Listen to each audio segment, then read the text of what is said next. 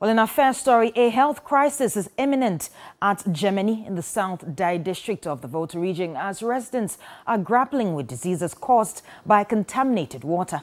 Here's a report.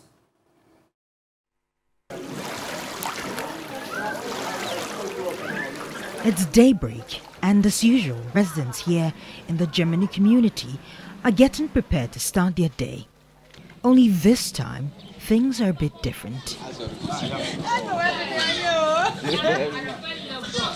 Since the flood caused by the overflow of the Volta River began, major portions of the community have been submerged and brought multiple aspects of life to a standstill. Also affected is the community's main water source, so now they rely on the river. We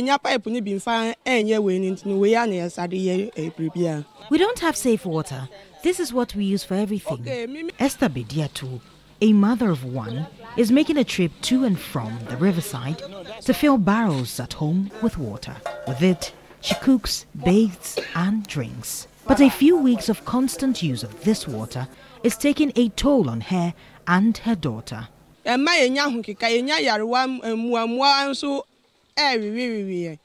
We are getting sick with rashes. My child has rashes all over her body.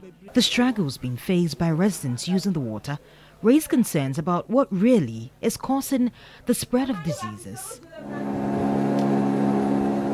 We took a ride on the river and made a shocking discovery. So we just got to the bank of the water, and this is one of the homes here in the Germany community. And you can see the stagnant water. It's dirty and there are mosquitoes breeding on this particular water, which means that the people here are at a risk of getting malaria. But right here, nearby this stagnant water, you can see that some of the residents are fetching water. This water is used to cook, bathe, wash, and do everything basically that they need water for. This is right by the stagnant water that we just saw. But more interestingly is the fact that just nearby is a public toilet that serves the entire community. It has been submerged fully in water. This basically means that the water here is contaminated and residents are at a high risk of catching diseases. It gives us sicknesses because that's what we used to cook. With both public toilets submerged, it was then necessary to find out exactly where residents go to ease themselves. As it happens like this, people normally defecate in the rubbers and throw it away in the water. The current situation poses serious danger to the community as residents are now at high risk of catching diseases like cholera and typhoid. Disease control officer in the community says their healthcare centers are seeing a sharp rise in patients. The complaint that they're having is the diarrhea, the typhoid, and then the skin rashes. And in fact, the skin rashes is now increasing because of how the water, the temperature of the water has been changed. It makes people having those rashes. Assemblyman of the area, Thomas Avuwada, is calling for urgent help. We are pleading if Ghana Water will take over the whole community, we will be glad of it. Until help is provided, residents remain at high risk of catching diseases. Judith Brown, TV3 News, Germany, Volta region. Well, still on the flooding in Bupe adds the central Gonja district of the Savannah region has significantly impacted the industrial town's activities. Among those bearing the brunt of the devastation are persons living with disabilities. Now, our Savannah regional correspondent Christopher Amwako tells the survival story of 73-year-old physically challenged person Kwame Alex. Businesses and other human activities were brought to a halt. An escalation in typhoid and malaria cases have also been reported, with health officials describing it as alarming. The cases keep on coming. There is quite a rising number of cases that we have been seeing. In fact, lately we have had cases that have had typhoid ileal perforations, which we've been able to do surgical operations, interventions for them. Properties worth millions of cedis have been lost. nti mo abaye de yeda mo ase mo kan enko wi ase nyina se ye hia mo a Bupe.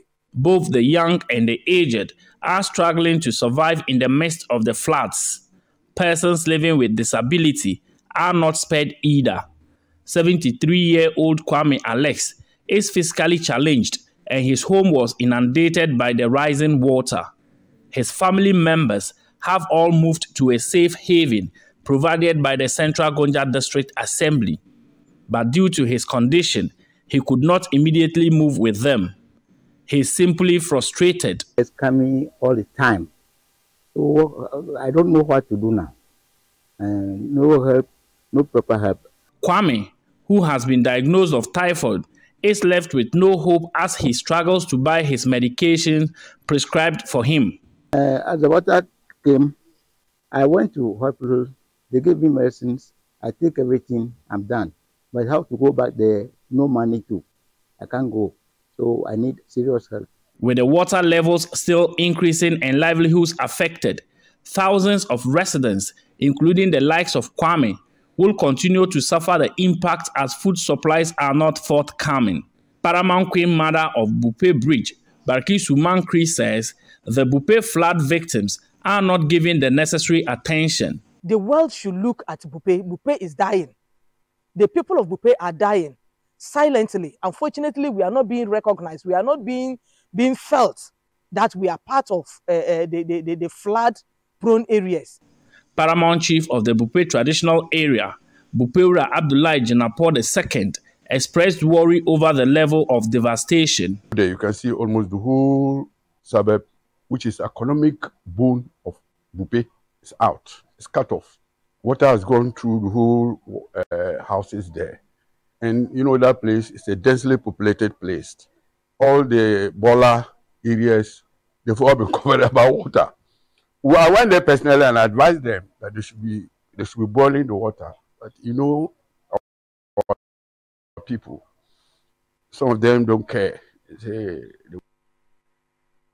Well, the Global Evangelical Church has entreated affected persons of the dam spillage at Mepe to continually pursue their religious activities even in the face of their predicament. The church has made some donations, including an undisclosed amount of money, in a bid to alleviate the plight of members of the community. The devastation caused by the Akosombo and Kpon dam spillage requires urgent support to keep the community alive. With support coming in, the latest is from the Global Evangelical Church, which includes bags of rice, toiletries, clothing and undisclosed cash. The church sympathized with the affected and urged them to stay strong. We hope to continue.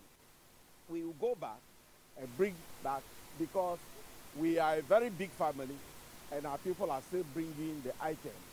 And we are sure that we will bring many more items to help our brothers and sisters. Director of Physical Development and Social Services, Reverend Wisdom Kwesi Aite, disclosed that the support was timely. Our mission as a church is also to show compassion to people. We don't do only the spiritual side, but the gospel is holistic, both physical and spiritual. So we take care of the physical needs of the people as well. Corporate Ghana and other churches have been encouraged to emulate the gesture. Well, away from the floods, residents of Garu in the Upper East region found themselves in arms confrontation with the national security operatives on Tuesday, October 25. The conflict arose when some residents accosted the occupant of a V8 Land Cruiser with the registration number GS7520-22, which was suspiciously parked at a basic school at 10 p.m. Tuesday, October 24. The residents escorted the V8 occupants to the Garu District Police Station, where the police commander, Superintendent Daniel Yaro, authenticated the identity of national security operatives. But the residents remained skeptical because, according to them, two persons were earlier involved in the Boko conflict under the guise of national security operatives. Now, they also suspected that the group could be part of people working to smuggle the rival chief and skinned at Nalerigu, Seidu Abagri, into Boko. Now, later in the wee hours of Wednesday, some unknown gunmen attacked the Garu police station amidst sporadic gunfire, damaging the national security operative vehicle. It took a military reinforcement team from Boko to restore calm in the town. Now, the national security operatives were in possession of M16 rifles, 3 pistols, bulletproof jackets as well. Now, there was no casualty, but tension is rising in Boko and Garu over the incident.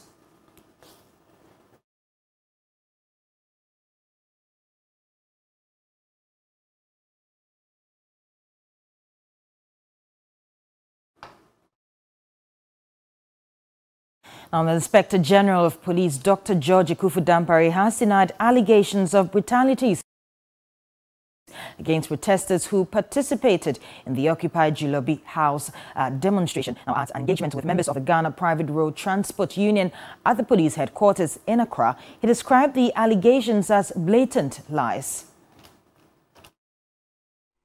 As soon as they were arrested, they went around making all sort of allegations and all sort of noise and said police has brutalized us, they have done this, have done that, have done that. I took it upon myself the following day to meet their leaders, some of them, and told them that if we have respected the process and allowed the court to tell us how we should go about, we won't get to where we have gotten to. But because you have succeeded with all the propaganda and also the lies about the fact that police has brutalized you, we will let you continue the demonstration and we will let you finish with all the days that you want to do the demonstration. But we will challenge you to bring any evidence that speak to the fact that you were brutalized. As I speak, after months of completing that demonstration today, not a shred of evidence has been brought up to indicate that police has been brutalized. But until I told you this, and you being here, you will have had a mindset based on what they were spelling out there that they were brutalized. It was never so. And they held people hostage in traffic for all this long. Your right to demonstrate, you have deprived all other people's rights and put it in your pocket. And this is what we were trying to avoid. And you say you won't understand. And you go out there and you make it sound as if the police is against demonstration. So putting all this together, you see where we stand when it comes to some of these demonstrations. When you say you want to demonstrate in this period, you are trying to say that all of us, our right to make Christmas the New Year they should be suspended because of some 200, 300 people who say want to demonstrate.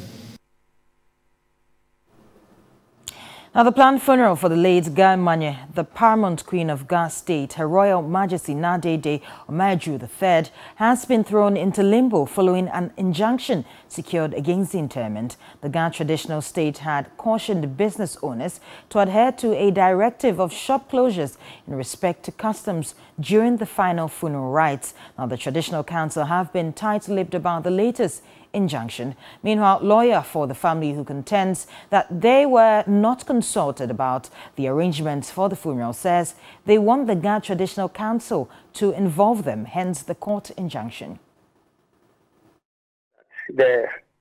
Both the paternal and the maternal families from which the late Queen Mother hailed from were actually denied any planning process. They don't have any access to whatever goes on in the funeral committee. Initially, they were promised that they will be participants or they will participate in the planning process, the planning organization, and all the processes that will lead up to the funeral of the late Queen Mother. Unfortunately, they were actually sidelined, and as we are all aware, they were only told or heard in the newspapers that the funeral will be held from tomorrow onwards.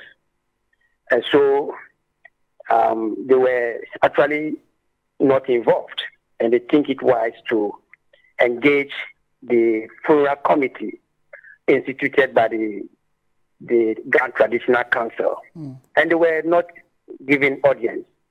All attempt to persuade them that every individual in Ghana, yourself, myself, comes from a family.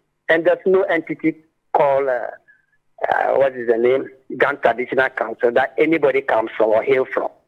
And so the body or the remains of the Queen Mother belong to the two families. And they are saying that they are not aware Even the burial place, the tomb is not ready for them to bury their relative. The house or the palace was destroyed and they are trying to rebuild it. It is not yet complete.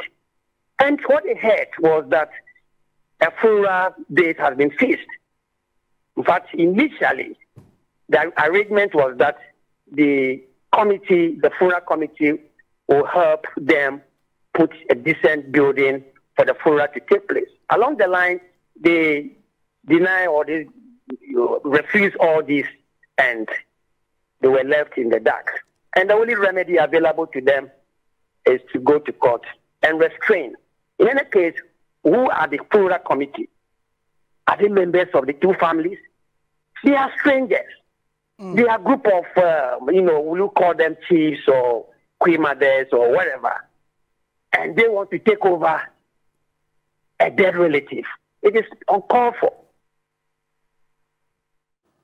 Now, away from that, the Chief Justice Gertrude Tokonu has declined the petition by the Office of the Special Prosecutor to remove Justice Edward Chum from all cases of the OSP before him. Now, the Special Prosecutor had earlier requested that the CJ recuse the judge hearing the Cecilia Dapaah cases alleging prejudice towards the former Sanitation Minister. Lord Eduasari reports.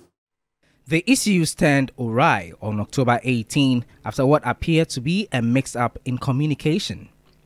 Before proceedings could begin, lawyers for Cecilia Dapaah sought clarification from Justice Edward Chum regarding the petition to have him changed. He told the court that he had been notified that the OSP had withdrawn the petition before the Chief Justice and summoned the case to proceed. Lawyers for the Special Prosecutor, led by Dr. Isidore Tufo, filed a motion of certiorari at the Supreme Court to quash an earlier decision of the Accra High Court granting an application of an abridgment of time which had been filed by Cecilia Dapaah, explaining to the court that delay in the hearing of the case was causing her discomfort and stress since her assets and bank accounts remained seized and frozen. Additionally, lawyers of the OSP also filed a motion to suspend proceedings until the application at the Apex Court had been determined. The presiding judge thus adjourned the hearing to October 25 for the OSP to move the motion to stay proceedings.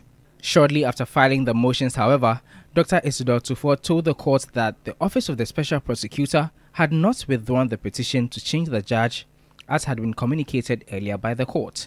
In court today, Justice Chum adjourned the hearing to November 8 pending the determination of the request by the OSP after an in-chambers meeting with Cecilia Dapaah and her husband together with her lawyers. Counsel for the Office of the Special Prosecutor, who were absent, will have to move their motion to suspend hearing of the case until the Supreme Court rules on their motion to quash the Accra High Court's decision when the court sits on November 8. Lord Eduasari, TV3 News, Accra. Now, they have been grounded for years and left to the vagaries of the weather for the lack of maintenance, cost of management and no dedicated lanes. On some roads, many Ayalolo buses are rotting away. Christian Yali visited the Achimota news station where majority of the buses are parked and now reports. During a visit to the Achimota bus terminal, the news team observed that weeds have started growing on portions of the concrete tiles where the buses are parked. A wire mesh erected as a fence has also been turned into drying lines by some residents and traders nearby, with dust all over the parked buses. The Ayalolo buses, with the capacity of 80 passengers, are equipped with GPS, cameras, television monitors and mobile charging point. This bus system was introduced to help in reducing travel time along busy corridors, but lack of designated lanes on some roads has rendered their purpose unfruitful. In a rather worrying situation, some of the buses have the windscreens broken. I've been here twice, and on both occasions I have been denied access into the yard located at the Achimota news station. Now, management of the buses has also refused to grant me any interview. But as you can see, it is a worrying development here. The buses, a good number of them have been grounded for lack of servicing, cost of management, among other reasons. In March this year, the Minister of Transport, Kwaku Ofori-Asiamah, said the model of running the buses in the country is not working. He cited the high cost of operations, maintenance and traffic congestions as some of the setbacks militating against their efficient operations. The local government minister Dan Botry declined to grant us an interview, stating that interactions and negotiations with partners on the Ayalolo bus system are far advanced. As it stands, Ghana's bus rapid transit arrangement is not working as intended. Christian Yale, TV3 News, Achimota News Station. And that's all for the 6 a.m. news here on TV3. My name is Judith Brown. We'll take a short break and we're back with New Day.